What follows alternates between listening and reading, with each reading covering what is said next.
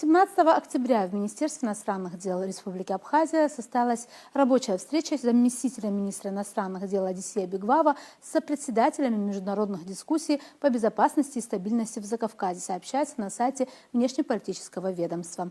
В мероприятии участвовали сопредседатель от Евросоюза Магдалена Грону, сопредседатель от ОБСЕ Криштоф Эрнст Петти и исполняющий обязанности представителя ООН по дискуссиям Хайлу Маму. С абхазской стороны также присутствовали сотрудники МИД Абхазии, участники дискуссии Артур Гагуля и Лаша Авицба. Основой для диалога стала повестка предстоящего 65-го раунда дискуссий, запланированного к проведению 11-12 ноября 2025 года, а также актуальные вопросы региональной безопасности, говорится в сообщении на сайт МИД.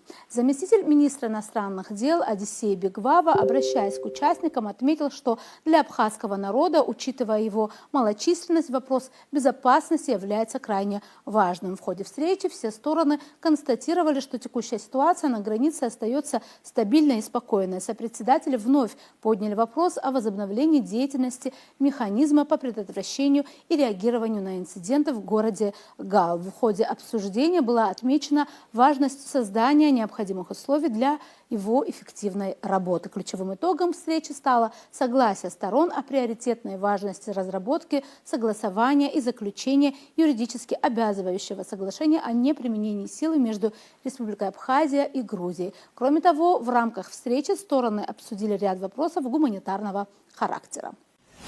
Продолжаем передачу. Прежде чем требовать компенсации от других, Грузия обязана ответить за собственные преступления против народов Абхазии и Южной Осетии и возместить ущерб от развязанных войн, который по самым скромным оценкам исчисляется десятками миллиардов долларов. Об этом заявил советник посольства Абхазии в России Кан Таня, комментируя решение Европейского суда по правам человека по делу «Грузия против России». Напомним, что недавно суд обязал Москву выплатить Тбилиси свыше 253 миллионов евро в качестве компенсации за нематериальный ущерб, цитата, причиненный тысячам этнических грузин в результате бордеризации, процесса установки границ на границах Абхазии и Южной Осетии. Решение Европейского суда по правам человека не имеет ни юридической силы, ни морального веса. Это не более чем очередная попытка придать правовую оболочку затасканной политической декларации, заявил абхазский дипломат. Таня отметил, что Страсбургский суд в очередной раз вышел за пределы компетенции,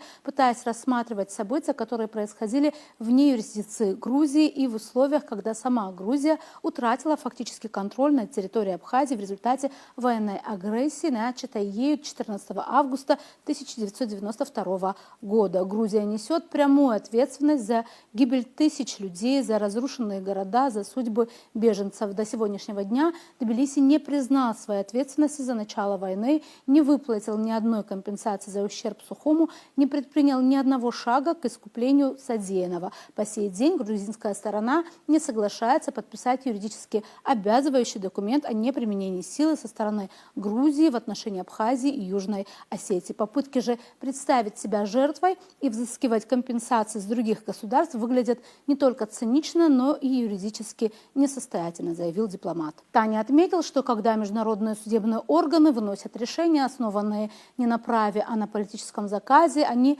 дискредитируют саму идею международного правосудия. Юридический факт остается неизменным. Россия вышла из юрисдикции Европейского суда по правам человека еще в 2022 году, а его решения, затрагивающие события вне временных и территориальных рамок, компетенции не подлежат исполнению. Тем более, если эти решения игнорируют первопричину конфликта и реальных виновников трагедии, подчеркнул Таня. Россия не планирует выплачивать Грузии компенсации по решению суда. Об этом пресс-секретарь президента России Дмитрий Песков заявил на брифинге 15 октября. Отвечая на вопрос, могла бы такая выплата способствовать потеплению отношений Москвы и Тбилиси, Песков отметил, что это отдельная тема. Ранее суд обязал Россию выплатить Грузии 253 миллиона евро за нарушение в ходе конфликта 2008 года, чрезмерное применение силы, жестокое обращение, незаконные ограничения передвижения. Отметим, что Грузия же, напавшая на Южную Осетию, по мнению